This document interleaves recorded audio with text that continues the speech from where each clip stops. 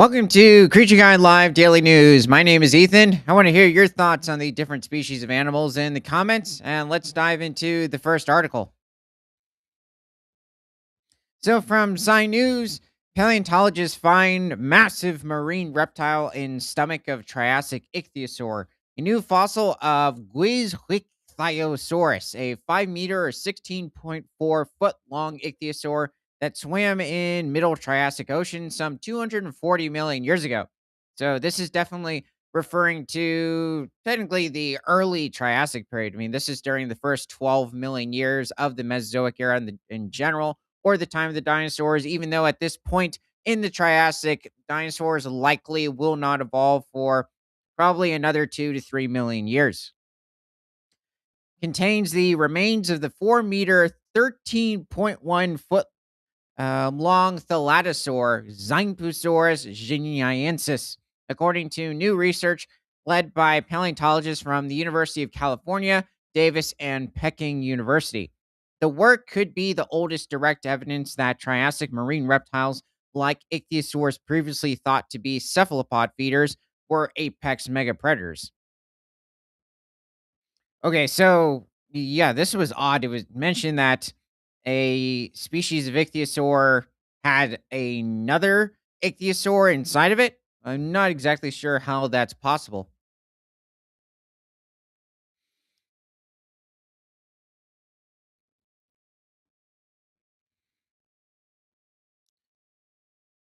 Yeah, that is rather strange.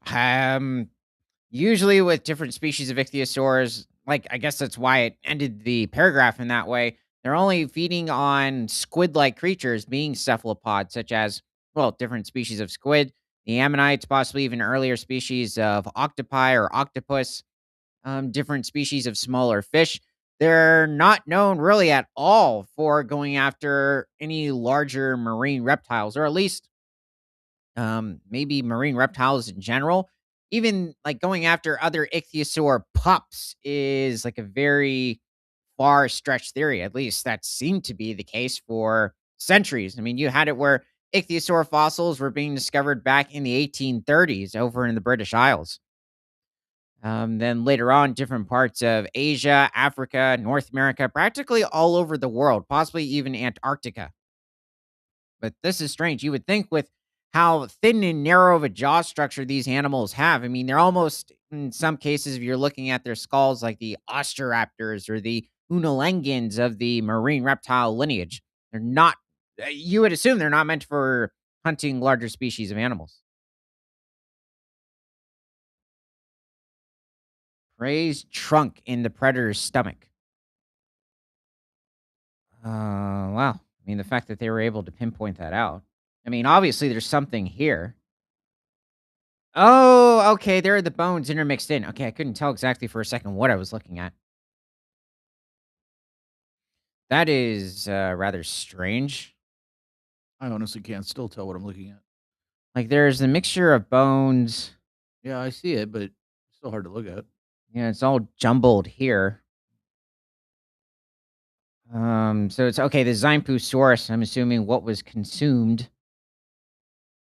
That's strange, and this is also towards the very beginning of the Ichthyosaur family evolution.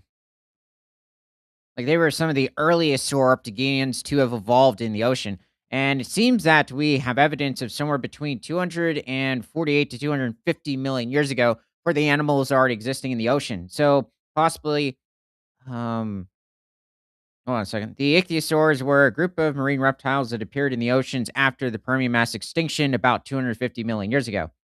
Yeah, that's still it's certainly possible at this point, but the Permian ended around 252 million years ago. But yeah, they seem to be one of the earlier marine archosaur lineages. Why didn't they give us a Actual picture or more or sketching or something? yeah, it's annoying when when this occurs. They had fish-like bodies similar to modern tuna. No, very different from yeah, that's a I wouldn't compare really any lineage of marine reptiles with fish. Canned fish, subway fish. But breathe air like dolphins and whales. It doesn't seem to be that ichthyosaurs might have had a blowhole. They seem to have likely gone up to the surface and intook air with their nostrils. Well, specifically along the tips of their snouts. So, like modern orca or great white sharks, they may have been apex predators of their ecosystems, but until recently, there's been little direct evidence of this. Well, definitely. I mean, you can have it. There have been instances where, like whale sharks, for instance, or possibly even frilled sharks occasionally have engulfed accidentally individual tuna, which can weigh over several hundred pounds or more. Okay, I'm trying to pronounce this person's name. Carolina Ciudadano said hi. Well, welcome. Let me know what you think about this odd and apparently very predatory species of ichthyosaur. And actually, let's bring up a picture. Let's actually bring up the maybe ichthyosaurus. So Ichthyosaurus. And this would be a genus of ichthyosaurs that wouldn't arrive until the middle Jurassic, around 160, somewhere between 155 and 160 million years ago. Okay, this is a funny patrol. Also found off of marine sediments in the British Isles. This matches other species of ichthyosaurs from the Triassic, possibly shastosaurs to an extent, and probably not like Symbolus too long of a skull. That is a very odd pliosaur. It's definitely not Liopleurodon. Oh, never mind. It's supposed to represent him, but it's still too robust and overall too much muscle for a Liopleurodon. In fact, even when you look at, well, like the 1999 series Walking with Dinosaurs, the Liopleurodon model in it is technically very accurate. I mean, maybe a few things that are a bit off about the teeth, but outside of that, it's a really good reconstruction. It's just made out to be massively oversized, or at least compared to all the other creatures that show up in the third episode of that series. But this Liopleurodon, it matches that of other species of pliosaurs that have a bit more just muscle to them. Now, the ichthyosaurs that it is hunting, those don't look terrible for Ichthyosaurus. There are other smaller species. Ichthyosaurus seems to have reached somewhere between 13 to 15 feet in length, or possibly between 4 to 4.7 meters, and probably weighed in at around 800 to 1,000 pounds, maybe even slightly larger, or pushing between 370 to maybe around 450 kilograms. Akita Bear on Kick said hello and happy evening news. Hello, welcome back. Um, let's see. Oh, so ichthyosaurs, so in general, they first evolved around 250 million years ago and then seem to have possibly went extinct about 90 million years ago during the early late Cretaceous. And it's a bit of a mystery as to why, considering many of their prey forms being the ammonites or different species of cephalopods or squid like creatures that would have fed on a variety of plankton, still existed until the very end of the Mesozoic, around 66 million years ago, or the end of the Cretaceous period. And obviously, squids would continue in general to the modern day. And we do have a distant relative of the ammonites still living with us. It is the nautilus. So those little adorable guys are not close relatives of the Ammonoideae lineage of cephalopods, but they're the closest shelled-like representations of them. Oh, okay. So yeah, this is a really good preservation of Ichthyosaurus specifically. So there are many members of Ichthyosauriae. So not every single species of ichthyosaur is an ichthyosaurus, but every single ichthyosaurus is an ichthyosaur. Let's see. They are related to the long-necked plesiosaurs, such as Plesiosaurus, Cryptoclidus, or the Cryptoclidids in general, from the Mesozoic era as a whole. Well, technically, it doesn't seem that plesiosaurs really started evolving until the early Jurassic, like around 201 million years ago. Well, this is another Ichthyosaurus. This is even better. Many instances, like there does seem to be evidence for certain species of ichthyosaurs to have had a dorsal fin, much like that of a killer whale or an orca. It is interesting that it didn't slightly compare it with that distinct mammal or marine cetacean, cetacean being a whale, and instead went for a tuna. It's just a bit of an odd comparison. Now, you could say maybe the wideness of a tuna slightly, but definitely not with the skull structure. The tail, definitely more so compared to whales, but you could possibly just compare it with certain types of sharks. This is interesting. Oh, yeah, it's a really good preservation. This is possibly supposed to reconstruct or show what we thought, or other paleontologists thought back in the 1800s of what ichthyosaurs looked like at the time. There seemed to be a bit of a change, like towards the late 1880s, 1890s, and into the early 1910s, into how they looked. But there wasn't a lot of massive change until the mid 1900s.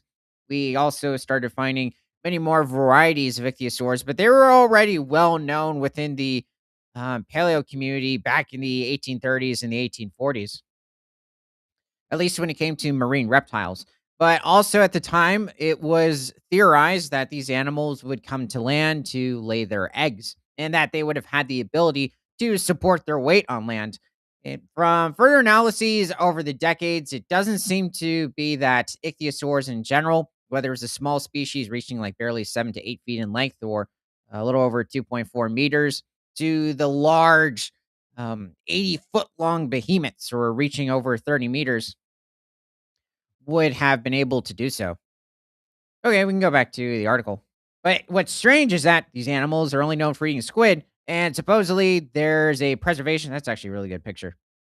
Um, Supposedly there's a preservation of, well, ichthyosaurs hunting other ichthyosaurs. So it's almost like there really wasn't a lineage of marine reptiles that just, throughout the Mesozoic just fed on fish and ammonites. You could go over and pet it. I wouldn't really count the nothosaurs because they only existed for a short period of time during the Triassic period. And due to their weak skull structures, they really only fed on certain species of fish. Let's see. Um, so the new specimen of the ichthyosaur Guizhuithiosaurus was discovered in Guizhou province, China in 2010. Okay, so this isn't exactly new. We have never found articulated remains of a large reptile in the stomach of gigantic predators from the age of dinosaurs, such as marine reptiles and dinosaurs. The University of California Davis professor Rasuke Motenai, co-lead author of the study. We always guessed from tooth shape and jaw design that these predators must have fed on large prey, but now we have direct evidence that they did. I don't really recall any paleontologists theorizing that ichthyosaurs would have preyed on much, or at least animals larger than the smaller species of fish and squid that they're feeding on.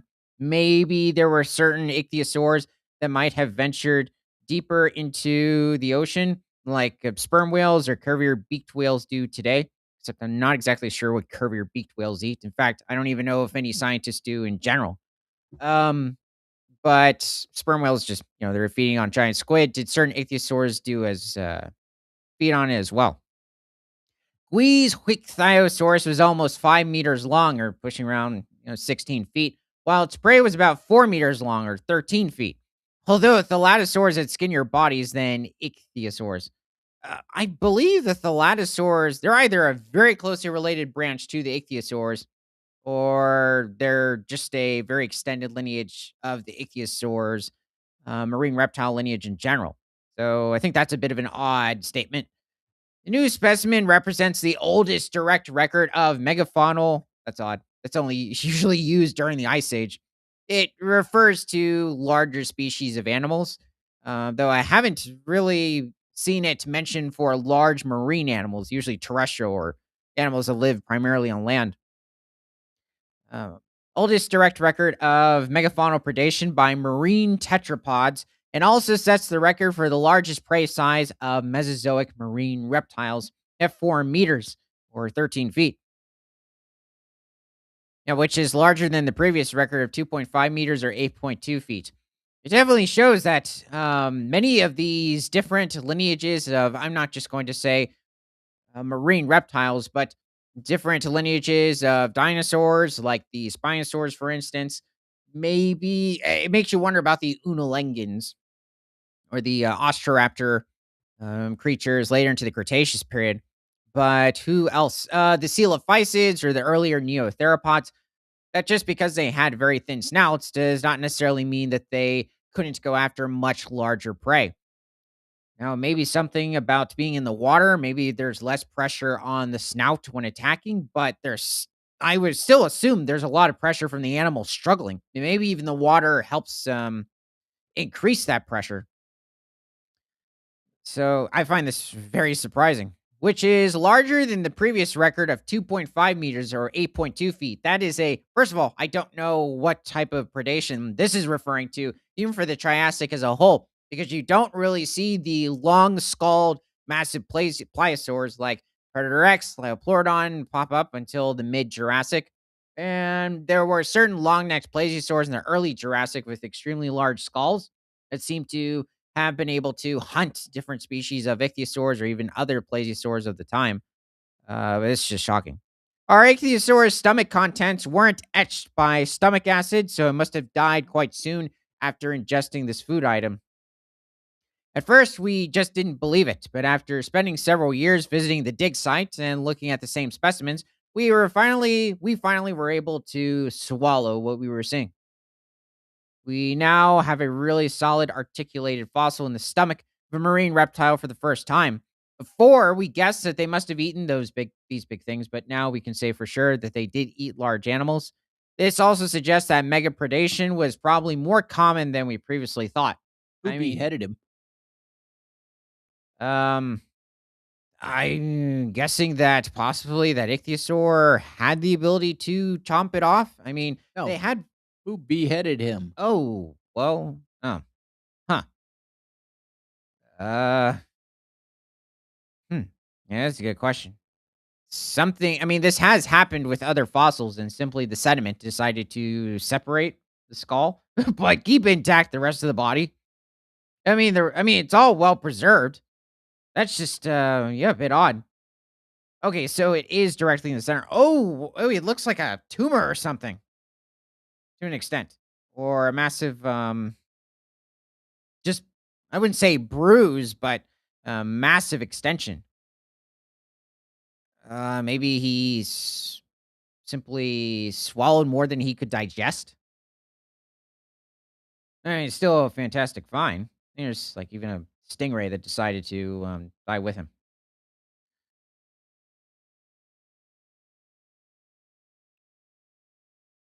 Wow. Yeah, that's quite astounding. Just showing the different bones.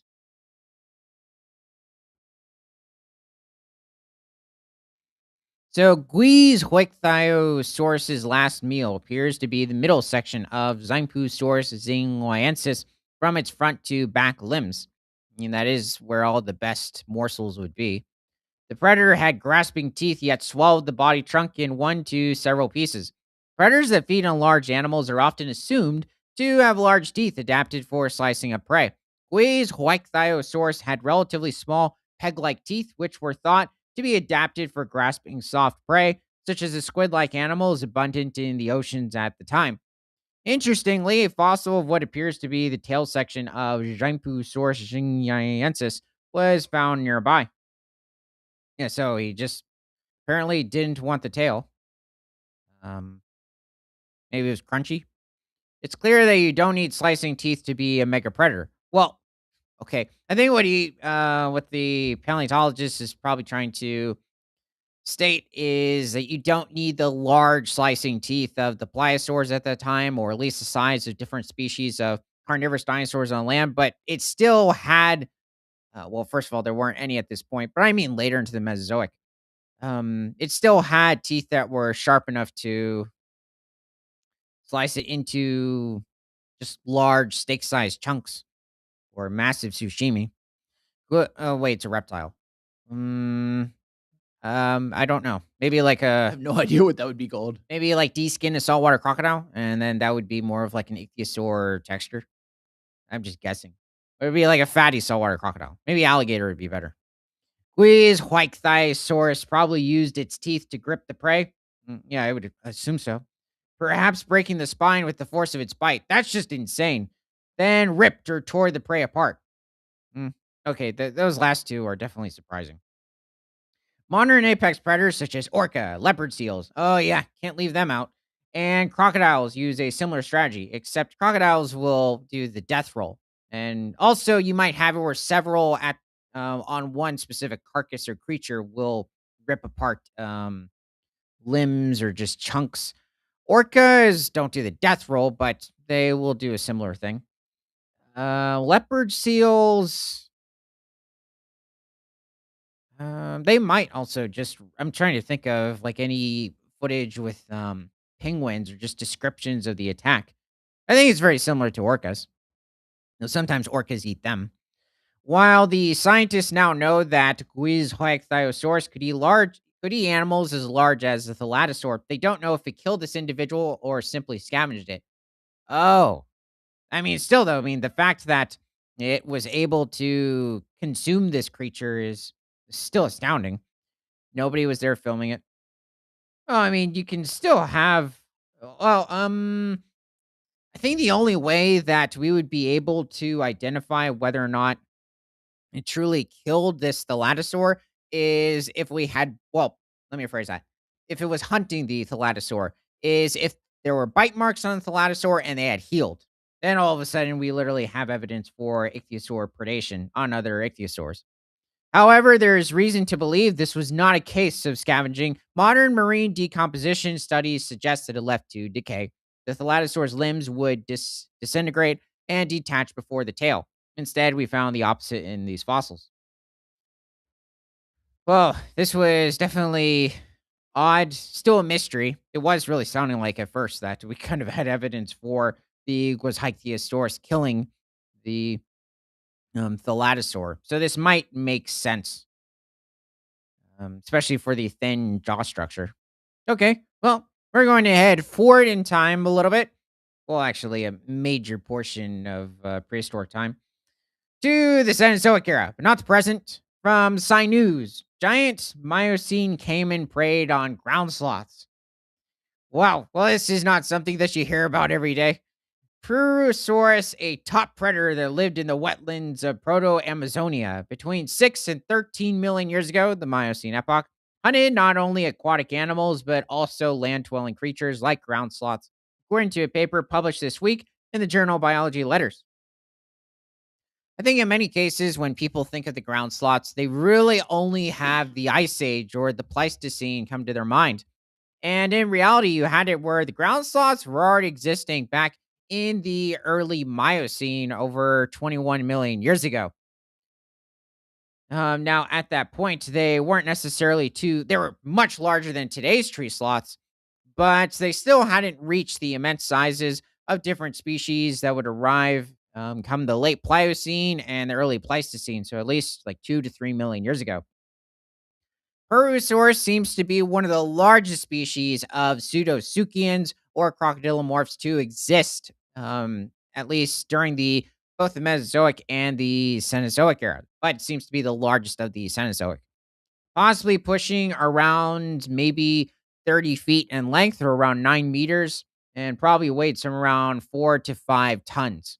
So, likely feeding on most species of animals in the region. There were probably certain species of proboscideans or members of the elephant family that it probably could not hunt, and they were simply too large, such as the different species of Gomphotheres. But okay, so this ground sloth is supposed to be a pseudoprepotherium. Hmm. I'm guessing it's one of the species at the time that's probably reaching somewhere around maybe 1,000 to 2,000 pounds or maybe a ton. Um, Also, this animal likely did not climb trees. Why, how And big is the, crocodilomorph? Purosaurus is probably reaching somewhere around 4 tons. There's not really much. I mean, he could definitely poke the eye or slash the eye, I'd say, of a Pterosaurus, and he might let go. Just judging from like zebras biting on crocodile eyes. Following the extinction of non avian dinosaurs, the largest continental predator was neither a mammal nor a bird, but the giant Caiman Purosaurus. This is also not until the Miocene. I mean, you had it where for somewhere around 30, actually, no, pushing 40, over 40 million years. And there were other different species of crocodilomorphs running around on land specifically, whereas Purosaurus is a very semi aquatic creature.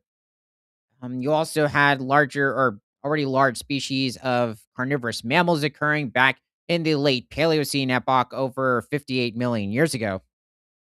So much has changed. He's not necessarily a newcomer to the Cenozoic well, actually, he would be a newcomer to the Cenozoic at this point.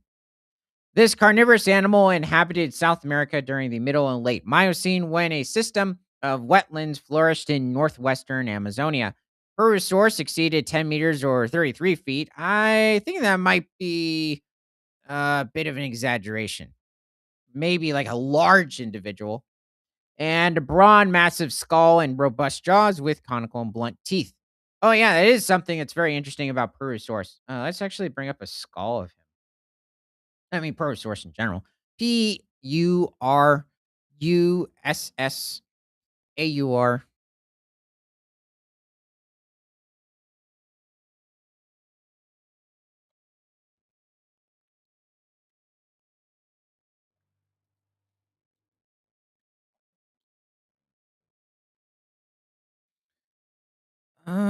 This Purosaurus looks more like a Deinosuchus reconstruction. Purosaurus tends to have more of like a roundish type of a skull. Um, like very different from even today's crocodilomorphs. This is more like a Deinosuchus sort of a look. And Deinosuchus was a species of crocodilomorph from late Cretaceous Alberta around 75 million years ago. But Purosaurus, I would say, also has much more dull or blunt teeth. What that means is that they're not as sharp as like certain more steak knife like teeth of other different species, and not just crocodilomorphs, but its distant relatives, the carnivorous dinosaurs.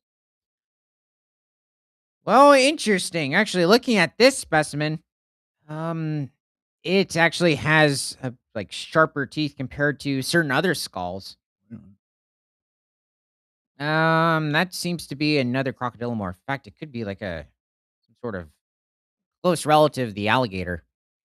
You had it where alligator toroideae was evolving during the late Cretaceous around 80 million years ago. Yeah, that is a Purosaurus skull. As you can see, it's a bit flattened compared to certain other large crocodilomorphs. I think Deinosuchus might have a bit of like a heightened, especially sort of back part of the skull, but the front, for some reason, has an immense nostril region, or it's quite bloated, and also a very thick mandibular area, or when referring to the bottom jaw towards the back, but immense, like, incisor teeth towards the front. It almost has, like, canines too, but technically it didn't have canines like the saber-toothed cats or most mammals in general. Um, huh. Well, it's I guess here its teeth were plucked or they're about to come in. But yeah, this is a good look inside at least the upper jaw. I think it's the upper jaw of a Purosaurus. Was that a little crocodile or alligator midget in the background? That's funny. They are close relatives of each other. Actually, Purosaurus might be the largest member of alligator toroideae to exist or have existed. It is a bit of a mystery as to why, towards the end of the Miocene, not even exactly into the Pliocene epoch, that this large crocodilomorph went extinct.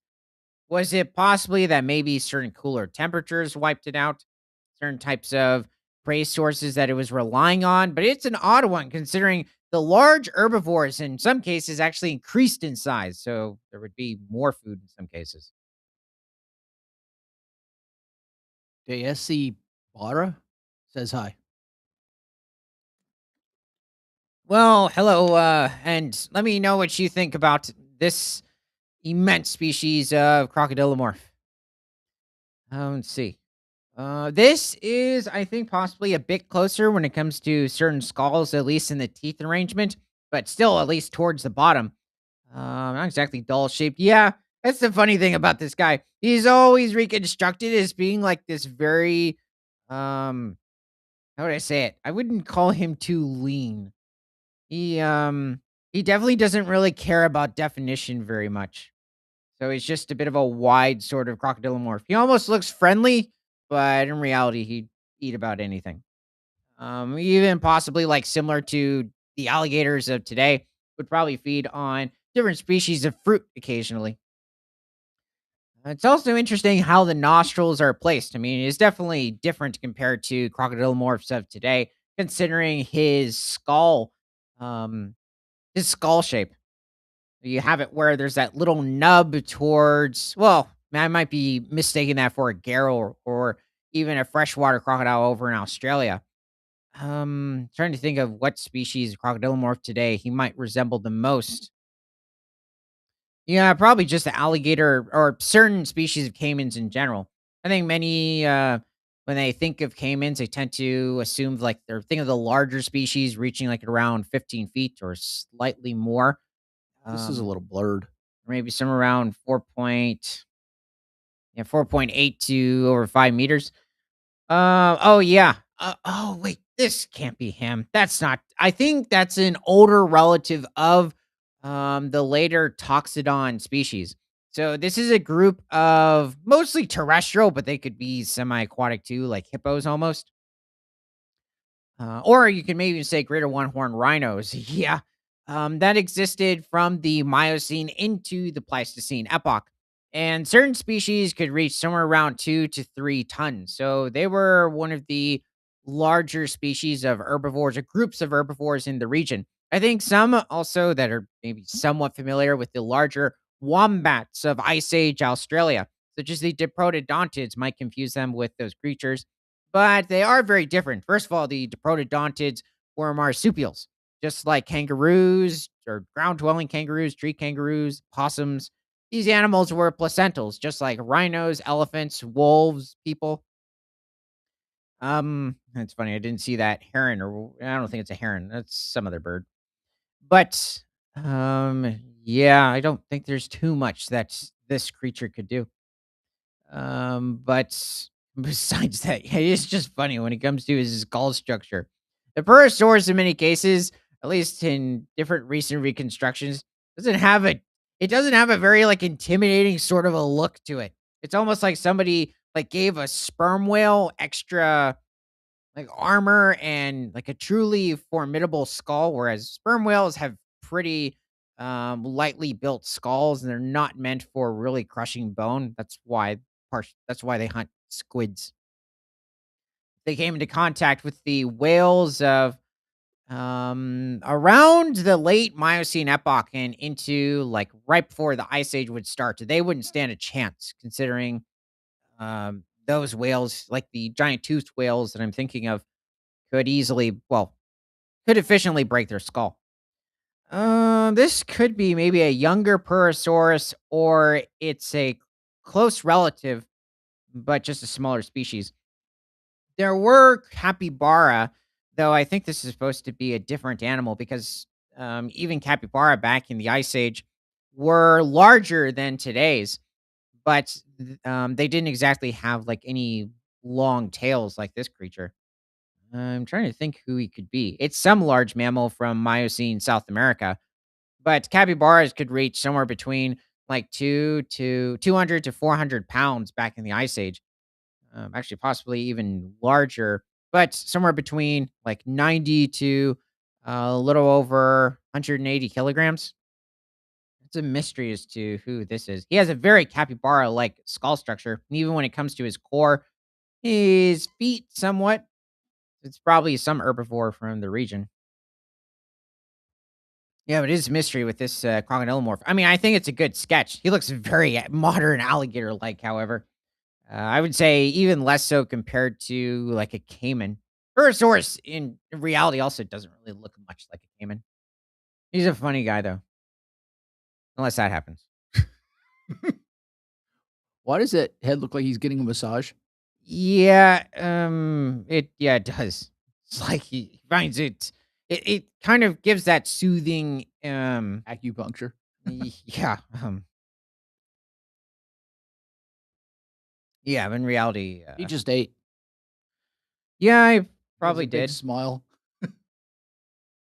He also has a very, wide tail as well, which is, I guess you could say, not too surprising when looking at certain crocodilomorphs of today, but it seems to be more so on Purosaurus. But probably to that, Toxodon-like creature, it was a quick, death. The question is, like, what's the bite force of that crocodilomorph? Because it's possibly more than T-Rex, or it's, close to the same.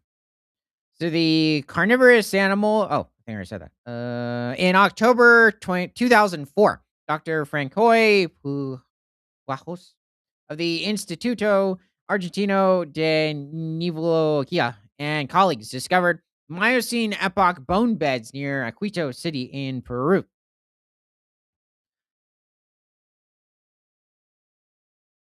The one bone bed preserved swamp deposits bearing diverse aquatic and land dwelling vertebrate assemblages, particularly rich in fish, turtle, reptile, and mammal remains. Among the fossils, the paleontologists found a 13 million year old, severely damaged long bone of a massive mammal. The team's preliminary examination of the specimen revealed 46 tooth marks. Whoa! I don't recall um, especially on a specific bone, that amount of tooth marks on any prehistoric animal that have been preserved. I mean, even looking at different species of dinosaurs that have had preserved bite marks from, like, let's say you're looking at certain ornithischians or like iguanodontids or duckbill dinosaurs like the hadrosaurs, even certain sauropods, and they were bit by certain species of allosaurs or raptors like the dromaeosaurs, tyrannosaurs. That 46, I haven't heard of that before, that were inflicted prior to fossilization. Now, maybe what happened is that you had several other carnivores coming over to scavenge it. That's my guess. Look like ant bites to an extent or massive blisters, but no, it's worse. Wow, it almost looks like rotten wood. But besides that, um yeah, that's insane. Left tibia. So it's the shin bone of the giant ground sloth, the pseudo Prepotherium, and mapping the bite marks. New study, Dr. Pujos and his colleague, Dr. Rodolfo Salas Gismondi, from the Universidad Peruana Cayetano Heredia, aimed to identify the putative per- perpetrator of the attack and its victim. They found that the bone belonged to Pseudoprepotherium, a middle-sized ground sloth, body weight of 78.5 kilograms. I think he's around the smaller realm. That's pushing somewhere around 180 pounds. Wait a second, 78. Oh, it's probably around 150 to 160 pounds, equivalent to a large capybara. That's a huge capybara, at least of today, that lived in Colombia, Brazil, and Venezuela during the Miocene. Interesting. I guess I was thinking of other ground sloths during the time that are much larger. So interesting. The combination of round and bisected shallow pits and large punctures that collapsed extensive portions of cortical bone points to a young or subadult Purosaurus naivensis, approximately 4 meters or 13.1 feet in total length. Okay, well, this makes more sense as to the animal wanting a larger, well, at least compared to its body size, prey item, because for a large Purosaurus, this Pseudoprepotherium sloth is just a snack. It's like, where's that protein bar? As the perpetrator. Oh, wow. I'm trying to think, who else maybe even. Um, let's look up the Thalassocnus. The what? Thalassocnus. Thalassocnus.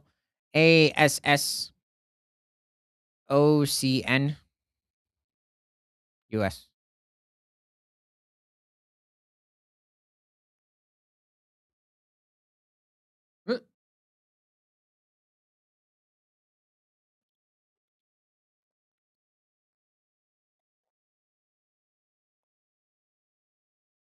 Is this it? Yeah, it's him. He is one of the he was found, I believe, back in 1995 over in South America, possibly the, different parts of, like, Uruguay, Peru, I think even Argentina. This is back when ground sloths so this was a bit earlier to the Miocene, I believe somewhere between 15 to 20 million years ago, and sloths were actually very aquatic, and it's also not that necessarily even the ground sloths later on into the Pliocene, the Ice Age. So they were polar sloths? Um well, yeah, basically. Well, the thing is that polar bears are very buoyant, also due to partially like the immense amount of blubber that they have, and they also keep their hind feet in or at least tucked up against their body, and then just paddle with their two front legs very efficiently. Ground sloths, on the other hand, possibly could have, but they seem to have likely dived for their food. And it's not that polar bears don't occasionally dive after a seal, but, um, it's that the sloths would probably stay submerged to an extent. Okay, I think I have heard about this possible incident where in coastal environments, because I'm just thinking of, like, maybe certain lakes or rivers that they're diving for, certain aquatic vegetation. Let's say they're out at sea, and this is at a point where whales have created a wide variety of different massive toothed species. And it's not just the occasional basilosaurids of the late Eocene epoch, looking around 36 million years ago. Now we have different, very dolphin like species, or closer to certain like species of whale today, like the sperm whales, for instance, that were hunting other species of whale, larger species of fish, certain types of sharks, and also going after earlier sloths in this instance, and even the pinnipeds, being the seals in this instance. Now, who this is, I do not know, but it's there have been different species of pinnipeds that were discovered from the Miocene epoch that likely could have fed on other species of smaller marine mammals and or semi marine mammals, and possibly in some cases like these unfortunate ground sloths. They weren't very large at this time. I think in some cases, like weighing between also 400 pounds, or somewhere between 90 to maybe 180 kilograms. Let's see. Yeah, they probably weren't really omnivorous. Also, sloths of today are very efficient swimmers despite their low energy, but they tend to actually they are quite buoyant. So it is possible that these sloths in certain instances might have been as well. But tree sloths of today don't really dive for food. They just seem to swim to get across to, like, another set of mangroves or forest in general, like across the river. Maybe they were pushed out of a certain region. This, I believe, belongs to a species of toothed whale later on into the Pliocene epoch, possibly into the late Miocene. Oh, my fault. It said it was a, But I the knew when sloth? I knew when I was looking at it, it just looked funny. There were large toothed whales, however, back in the Miocene, they just hadn't reached the sizes of the different species of toothed whales that would hit during the Pliocene, also the time of the massive shark Otodus megalodon, which would technically dwarf them, but they were still massive competition, and he still had to be cautious of them, considering they might have hunted in pods, but still a bit of a mystery. This is likely the skull of the Thalassacanus. Considering also looking at the jaw structure, at least the teeth in general, the molars, it was feeding on different species of leaves. I mean, as you can see, they're those massive serrations, something that you don't really see in certain species of grass eating herbivores, even though certain species can seem to contain a more like leaf eating structure. Like they are capable of eating leaves now and then, but not a very large part of their diet. Let's see. This is also like probably around 10 to 15 million years after grasses have dispersed along much of the earth. I do wonder what species of seal that is, but all these are really good sloth interpretations. It's also interesting how long the penguins have been around for over in South America. Are those seals? Yep. Those seem to be a more docile species. Oh, there is that bird up top. So there was like the longest, or at least when it comes to wingspan, species of bird to exist at this point, and that would be Pelagornis, like reaching a wingspan of somewhere between 20 to 24 feet, or pushing 6 to 7.2 meters. Was probably though just feeding on different species of fish. It doesn't seem to have been necessarily a carnivore. Well, that is carnivore, but feeding on like different species of mammals. If anything, maybe certain rodents, amphibians, and reptiles on the way. Mm.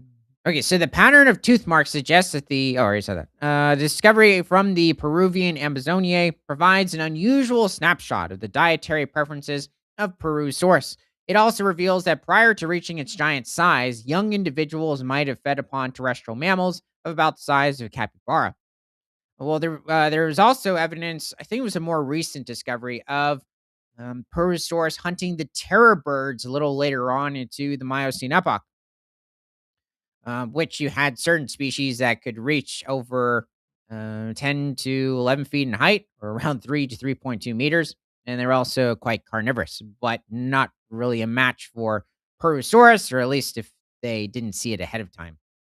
They still had very powerful beaks. Okay, well, this was quite a odd discovery, at least when it comes to the sloth, but poor him. Let's head forward into the Cenozoic era. So, from spacedaily.com, one electric eel delivered an 860-volt shock, the highest ever measured from a living animal. And a 2019 study revealed it belongs to one of three separate species. Hmm. For 2.5 centuries, the electric eel was treated as a single well known animal. A close look at more than 100 specimens from across the Amazon split it into three species and revealed that one of them can deliver a shock far stronger than any creature on record. Here he is. He seems very proud of himself. I always wonder why they had such small fins compared to their body size. He's not the only creature to have this type of fin structure.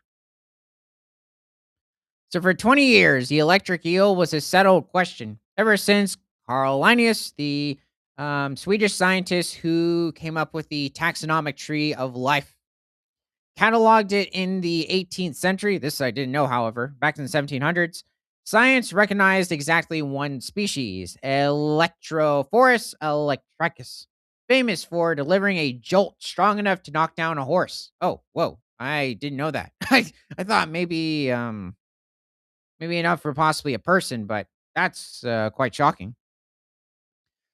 Even I guess if they were around back in the Miocene, even the Perusaurus might have avoided it. What is quite shocking?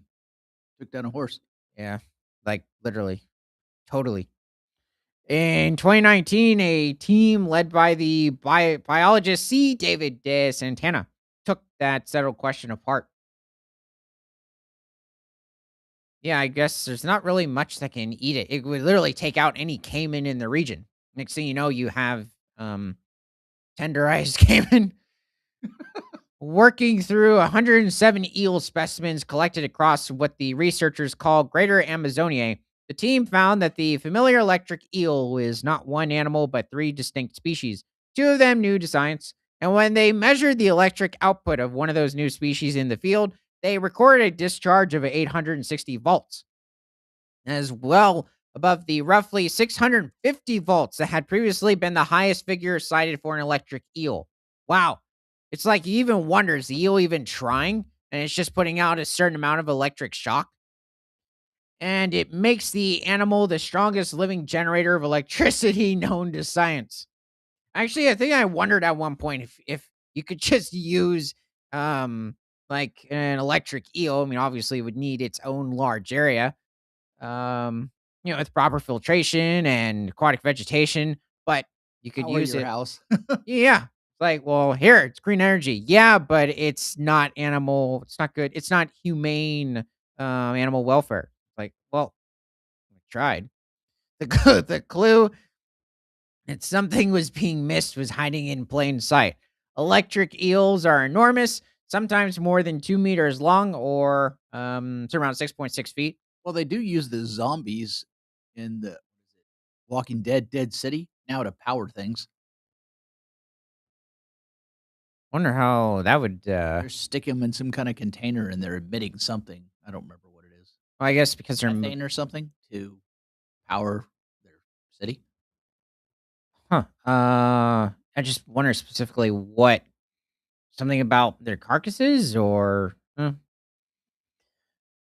let's see. It would be easy to assume that such a conspicuous, well-studied creature had no secrets left. A 2019 study published in the journal Nature Communications shows how wrong that assumption could be. By comparing genetics, body shape, and ecology across their specimens, the researchers identified three lineages that had split apart millions of years ago during the Miocene and Pliocene. Two earned recognition as new species. One named Electrophorus veri lives in the slow, murky lowland floodplains of the Amazon basin.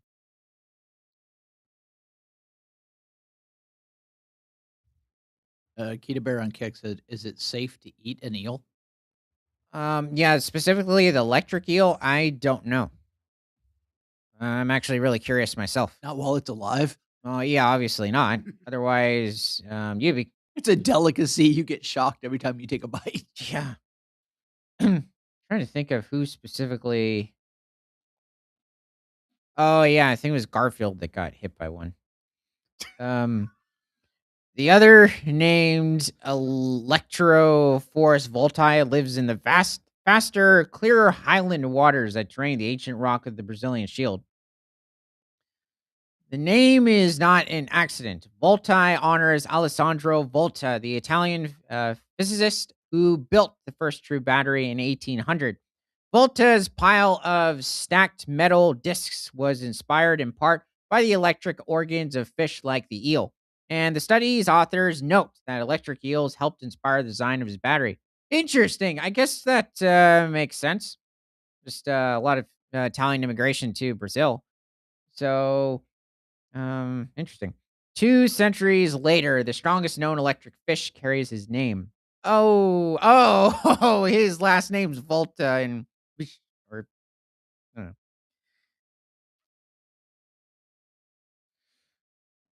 What drove the three lineages apart was the slow rearrangement of a continent. The researchers linked the split to the history of the Amazon itself, which once flowed west and reserved to its modern eastward course over the late Miocene and Pliocene epochs.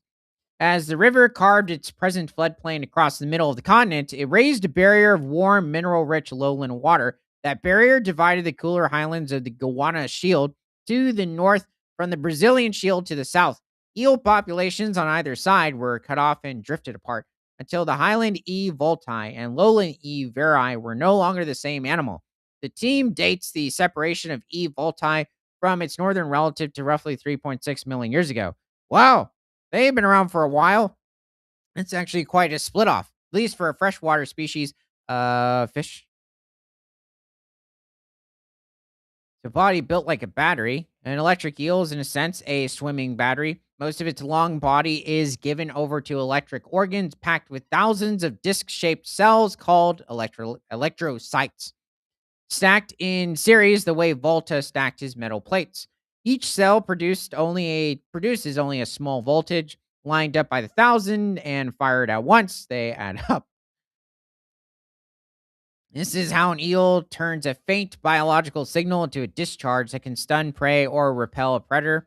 The animal uses weaker pulses to navigate and to sense the world around it, much as a bat uses sound, and reserves the high voltage blast for hunting and defense. Yeah, it is interesting. Just very odd, like how the electric eel works and why all of a sudden evolution did the body decide to add this type of electricity to a creature. I mean, you have where now and then we have that static, those static instances, but um, this is literally like I'm just wondering how electricity all of a sudden entered this animal. The 860-volt measurement came from an E volti individual, a little over 1.2 meters long, or was that somewhere around 4 feet?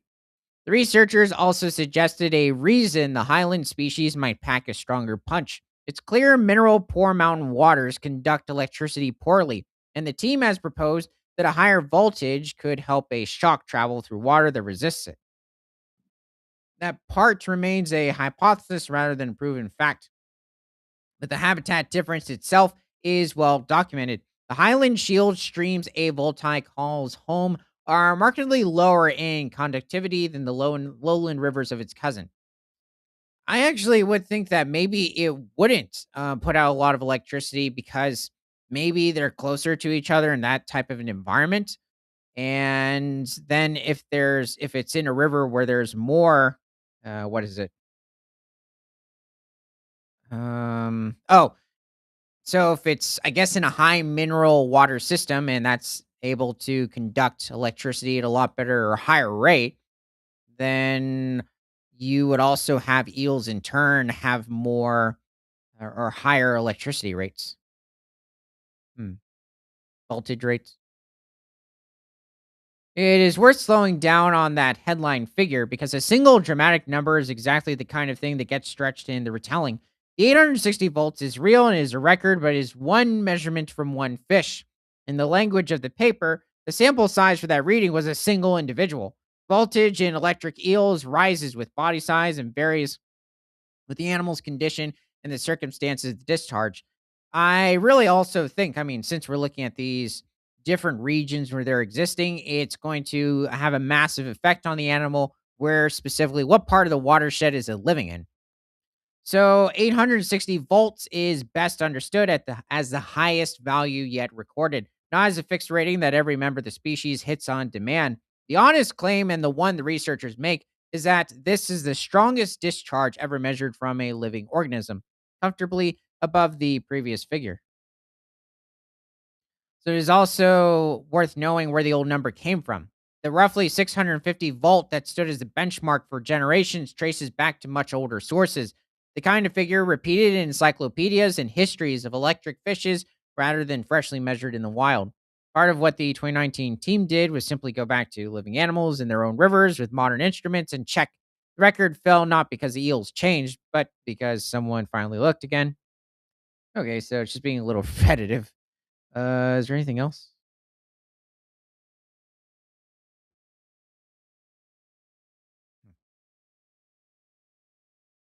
Yeah, I think that's it. Okay. So we're going to give everybody a minute to put anything else into the comments.